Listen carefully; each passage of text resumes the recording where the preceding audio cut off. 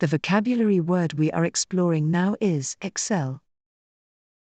Excel. Think about someone who stands out in what they do, someone who's not just good, but outstanding. That person is said to excel in their field. Whether it's academics, sports, or art, to excel means to shine with remarkable ability. Meaning of excel.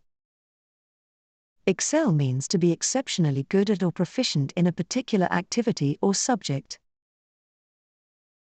Examples: she excels in mathematics and often tutors her classmates. Athletes must train hard if they want to excel in competition. He excels at painting landscapes with stunning detail. Short story. Every afternoon, Aiden stayed behind after soccer practice, perfecting his footwork. His teammates often left early, but Aiden wanted to improve. His coach noticed the dedication. During the championship game, Aiden scored the winning goal with a stunning shot. The crowd cheered, and the coach announced him as the season's most valuable player. Aiden didn't just play, he excelled.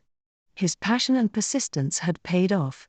From that day on, younger players looked up to him, inspired to put in the effort needed to truly excel.